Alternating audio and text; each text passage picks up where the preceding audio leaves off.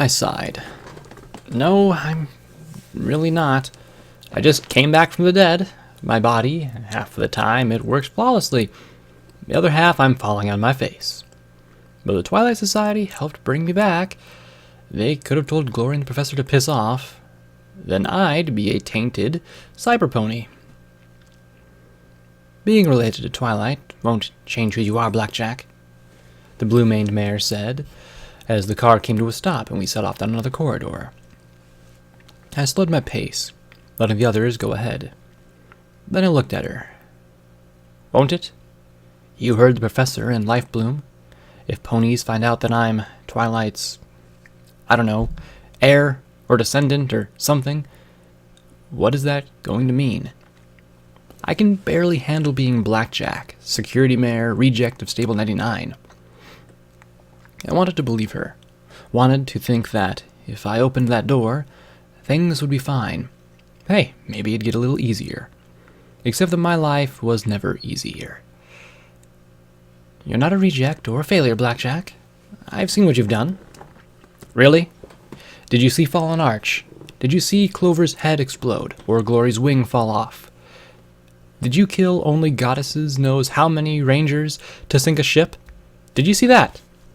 I asked sharply, my irritation from the morning returning, which made me kick myself even harder.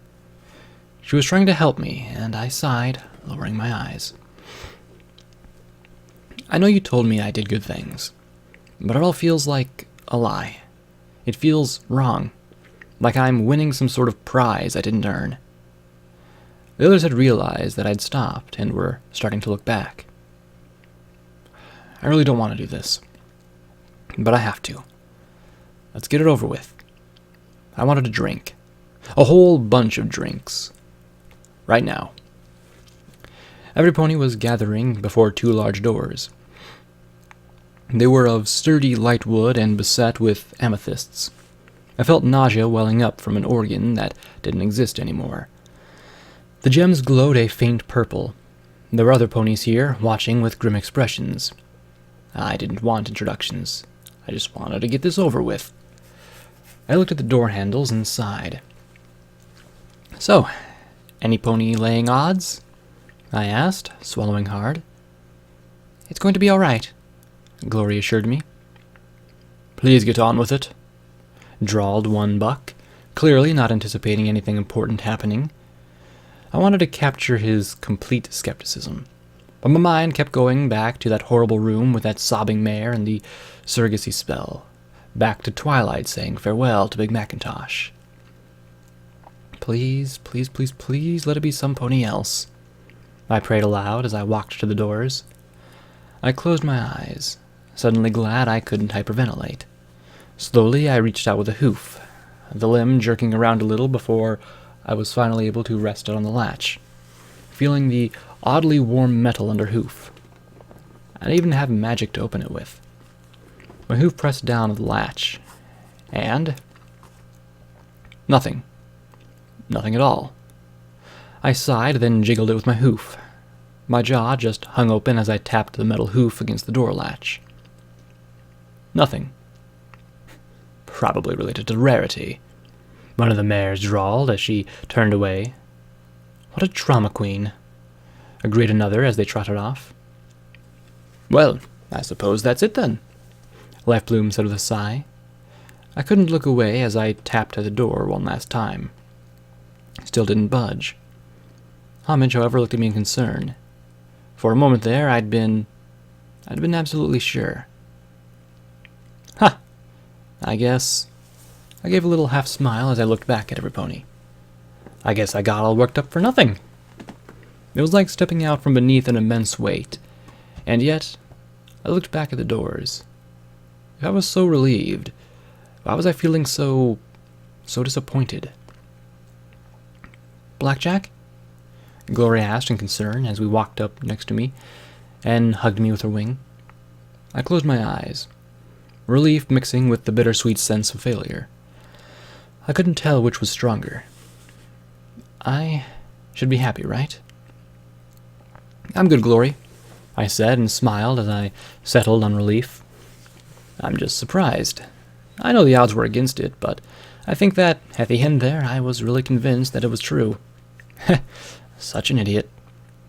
I made my synthetic lungs draw a deep breath. Despite the little green O2 readout in the bottom of my vision, I looked at the others. So, I guess I probably am a cousin or something twice removed.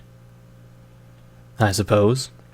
We may never truly understand the circumstances of your lineage, Lifebloom said, shrugging. Regardless, now that that's out of the way, would you care to see the rest of Tenpony Tower? I laughed and nodded, feeling much better now that that nightmare was over.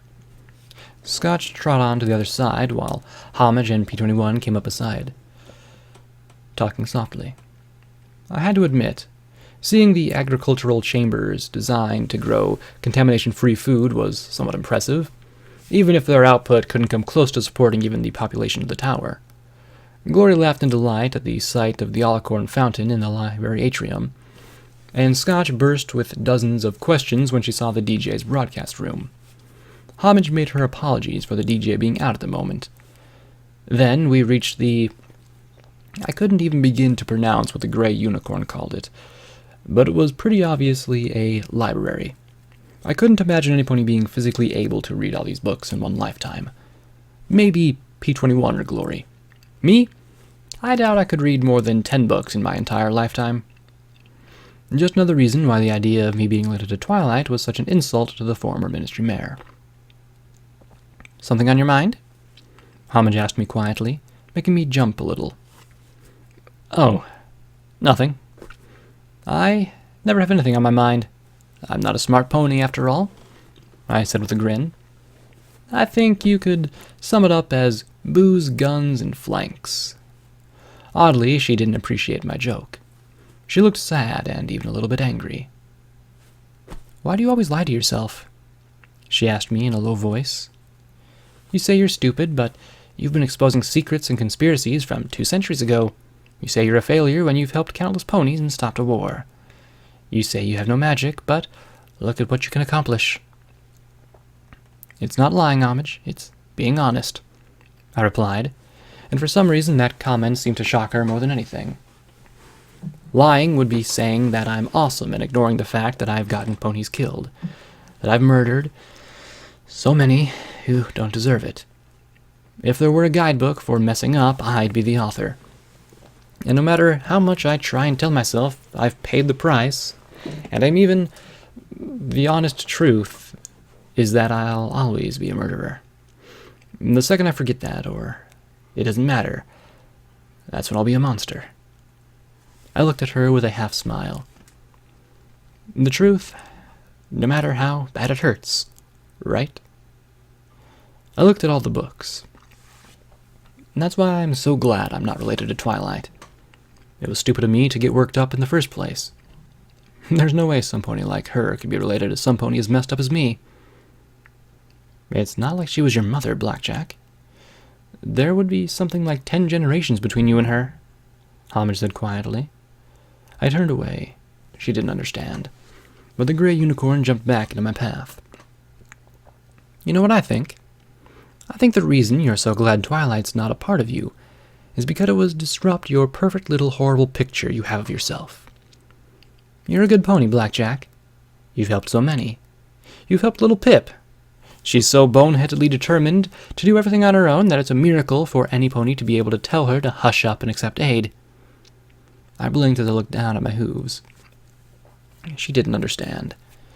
Just like I didn't understand what P21 had been through. I didn't know what to say, and finally she sighed and then hugged me tightly with her hooves. Someday you'll know the truth.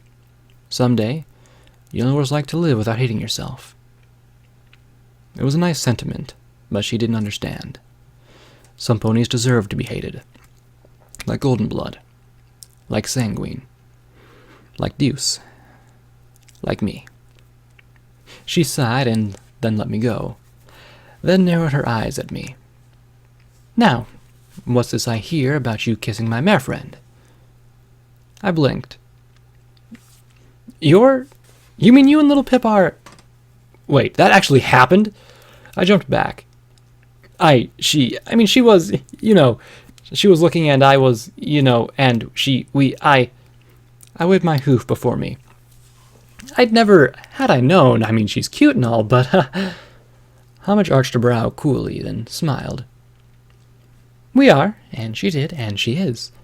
And I'm pretty sure I'll be able to use that kiss for some fun tonight.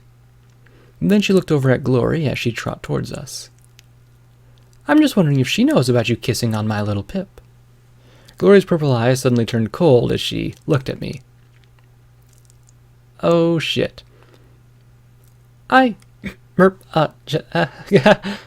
struggled as the pair of mares just stared at me.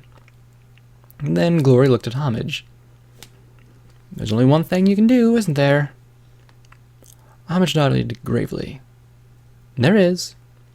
This was it. I was going to die. Glory and Homage stepped closer, their eyes locked on me. And then both smiled in immense satisfaction and lightly smooched each other on the lips. At which point, something in my brain burst and I fell over in a heap, twitching. The pair laughed as they trotted away, talking about evening plans and how silly little Pip and I were. Lifebloom trot up. She certainly is an odd mare, isn't she? Something like that, I said as I sighed, shaking my head. Evil was more my thinking. Both of them. I love this room, he said with a smile, looking at all the books with a soft gaze. Then he blinked. Oh, that reminds me. I think I left a book on the desk in the office over there.